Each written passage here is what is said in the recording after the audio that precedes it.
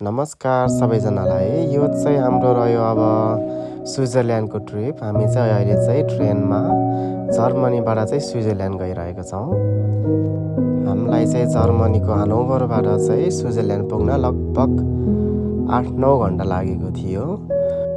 आमा र बाबाले चाहिँ ट्रेनबाटै एकदम इन्जोय गरिराख्नु भएको थियो, बाहिरको भ्युजहरू, बाहिरको नेचर र स्विजरल्यान्डको घर, ताल, पोखरी सबै देखिरहेको थियो यो ट्रेनबाटै छ।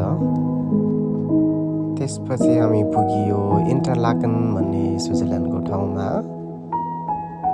हामी स्विजरल्यान्ड जाँदाखेरि चाहिँ ठ्याक्कै नेपालको फेस्टिभल चलिरहेको थियो। त्यसपछि बाबा आमाको हातबाट टिका लगाएर आशीर्वाद लियौँ अनि त्यसपछि अलिअलि फ्यामिली फोटोहरू पनि खिचियो।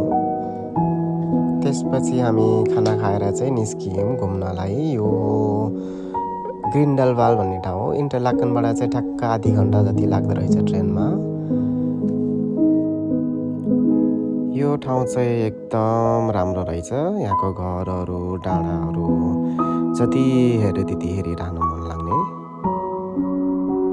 त्यसपछि हामी चाहिँ यहाँ गएर चाहिँ केबल कार चढ्यौँ र केबल कारबाट चाहिँ ग्रिन्डलवाल फल्स भन्ने ठाउँमा चाहिँ पुगियो।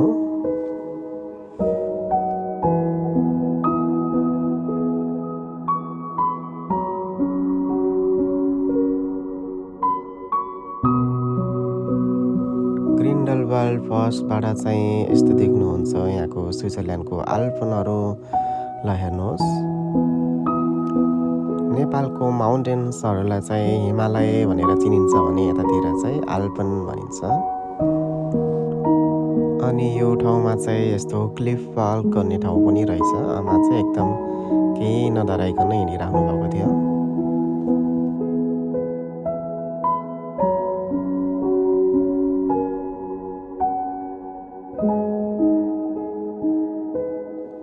अनि बाबाले पनि यो ठाउँको आनन्द लिइराख्नु भएको थियो।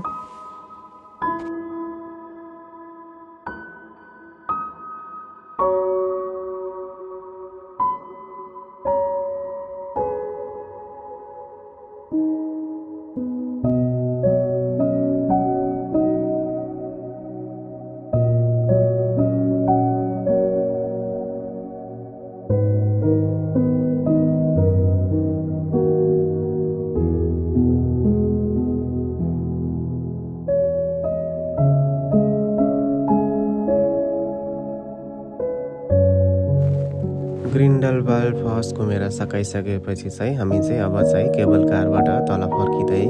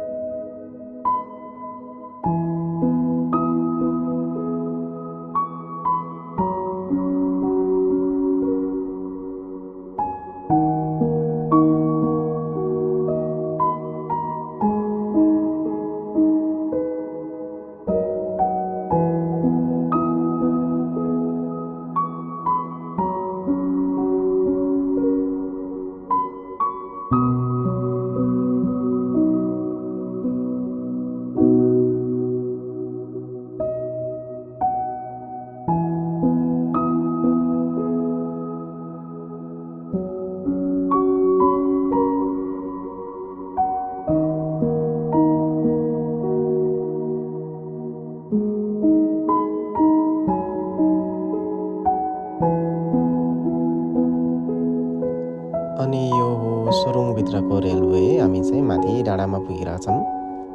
सुरुङ हुँदै पुग्यो हामी चाहिँ यो ठाउँमा। यो ठाउँको नाम हो हाडरकुल्म भन्ने ठाउँ। इन्टरलाकनबाट नजिकै पर्छ यो ठाउँ चाहिँ।